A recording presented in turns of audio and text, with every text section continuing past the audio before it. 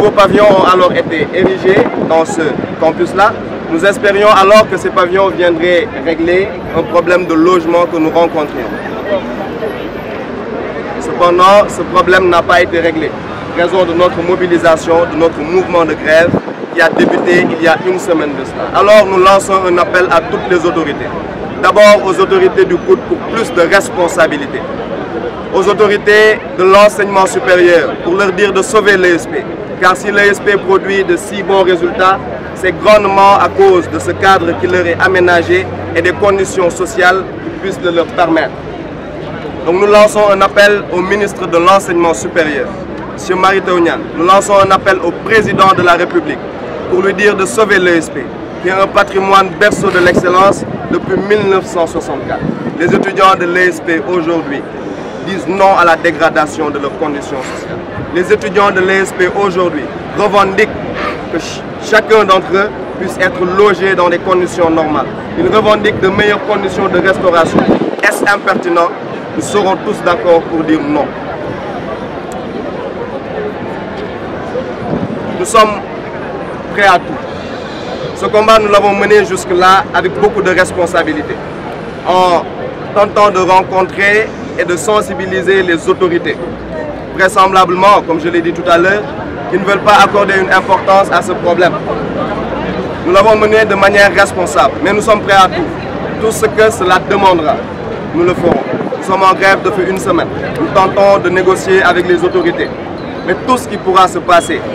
à l'ESP, qui a commencé ce mouvement avec beaucoup de responsabilités, sera entièrement, je dis bien entièrement, de la faute des autorités de ces pays-là qui n'ont pas voulu donner une suite favorable à nos revendications. Effectivement, nous avons rencontré ces autorités, comme je l'ai dit tout à l'heure, et ils ne sont vraiment pas disposés, et pour des considérations circonstancielles tout simplement, semblent déterminés à tuer l'ESP. Car ne pas mettre ces étudiants dans des conditions normales, c'est simplement tuer le dynamisme dont fait montre cette école en ce moment. Ni ma ko waxee sànq ci nasaraan fii école supérieure polytechnique de Dakar ñoo fi dajale tey muy étudiants yi muy anciens yi muy ñi nga xamante ne ay ingénieurs lañ ay techniciens yu diplômé ESP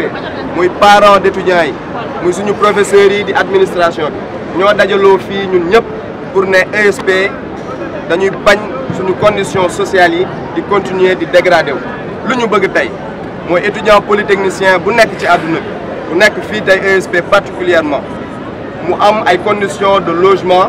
yu baax. tey jii ñun dañu nekk ci suñu chambre yi di entassé wu foofu mel ni ay xar nga jël rek def leen ci mbaat tey jii ñun mënuñu sax am conditions yu baax pour mën a jàng normalement ci ñoo xam ni dañuy def 40 heures de cours obligatoire ñoo xam ni dañuy def 20 heures de travail personnel ci benn étudiant moo xam ni dafa moyen ñoo xam ne dañ leen di sélectionner parmi les meilleurs étudiants au baccalauréat parmi les meilleurs lycéens du Sénégal ñun lekk la ñu bëgg mooy que tey ESP problème logement yooyu ñi nga xamante ne amoon nañ ko ñu mën ci génn am na ay pavillons yu bees suñu tabax ñun lenn rek la ñuy ñaan mooy que pavillon yooyu ñu am ci part boo xam ni dina permettre étudiant ESP bu nekk mu loger te loolu bëriwul étudiant ESP yi ñoom ci seen bopp sax dañoo bëriwul mais autorités yi ñoom dañu fal ni pour ay considération yoo xam ni ci moment bi la rek ñoom dañu bëgg rey ESP ndax ESP ñëpp xam nañ ni mu ngi représenté Sénégal bu baax ci àdduna bi yëpp ESP ñëpp xam nañ ni ñoom ay jeunes yu engagé lañ am na ay concours yoo xam ne sax remporté nañ ko yoo xam ni ay université américaine yu gën a mag yu mel ni ay MIT yooyu noonu dañ ko remporter seen kanam tey jeunes yooyu noonu dañ leen war a gën a dooleel mais waruñu leen nekk di leen mettre ci ay conditions yoo xam ni baaxul te di prétexte ni ñëpp nekkuñ ci conditions yu baax donc kenn warul nekk ci conditions yu baax dañu war a am fu ñu commencé te ñun tey ji loolu la ñuy ñaan étudiant polytechnicien bu nekk suñu néegi déjà ñu nekk fa ci conditions yu normales ba pare ñëpp war a mën a loger parce que ñun obligation la ci ñun ñu jege école bi tey ji loolu mooy suñu revendication yàgg nañ ko wax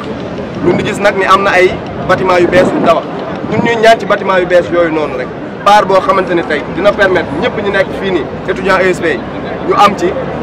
logement ci conditions yu normales mais autorités yi tey jii nii dañu def comportement bu irresponsable boo xamante ne lan la ñu def dañu ne tey jii du ngeen ci am loo xam ne dina leen permettre ñëpp ñu loger ba pare di prétexte ni ñëpp feneen loger wuñu donc yéen waru leen loger dem sax ba ni ñu mettre en mal di ñu jéem a jaxase ak suñu mbokk étudiants yi nga xamante ne naan leen ñun bëgguñu ñu dugg ci campus bi te loolu du dëgg loolu amul sax benn sens ñun ñëpp ay étudiants lañ ñun ñëpp ay sénégalais lañ mais ku nekk nag da ngay revendiquer pour am condition sociale yu baax tey jii lu ñu bëgg mooy suñu chambre yooyu nekk ESP ku nekk mën ci nekk condition yu normale ñu jàng bu baax continuer di siggil Sénégal ni nga xamante ni continuer combat bi nag commencé nañ ko de manière responsable def nañ suñu démarche tey jii nii ñu ngi nii di def marche bu responsable ñu ngi attirer nag attention wu autorités yi di ko commencé ci waa COUD ñu jël seen responsabilité di ko dem tamit di ko yóbbu ci monsieur Mary Teuw Niane ministre de l'enseignement supérieur di ko yóbbu ci monsieur le président de la république dina ko ESP instant bii nii li nga xam ne ñu ngi ko fi bëgg def bés bu ñu ko fi defee ba mu yegg ESP dina dee ñun nag loolu la ñu taxaw tey temm ne du ci dal ESP du dee nit ñi dinañ nekk ci condition yu baax te dinañ jàngi def ay résultats yu baax siggil Sénégal incha allah ñun ñëpp loolu lañ bëgg tey jii ñun pare nañ lépp fu mu ne nii pare nañ lépp parce que lu ñu nekk nii bañ a jàngi moom mooy début bi rek mais comme ni ma ko waxee sànq lépp loo xamante ne rek ESP xew na fa responsabilité autorité yi déjà ñu ngi mettre en mal ak yeneen étudiants yi naan leen bëgguñu ñun ñu dëkk ci biir bëgguñu ñoom ñu dëkk ci biir suñu ay pavillon suñu campus te loolu dëgg lépp lu fa mën ci xew responsabilité COUD la responsabilité directeur COUD la Cheikh Oumar Anne responsabilité wu ministre bi la responsabilité président de la République ñëpp xam nañ étudiant wu ESP yi ci li nga xamante ne moom mooy dal ñëpp xam nañ leen ci li nga xamante ne moom mooy dañoo réfléchir ñëpp xam nañ leen ci discipline donc lu mën a xew ñoom la bu ESP dee loolu daal la ñu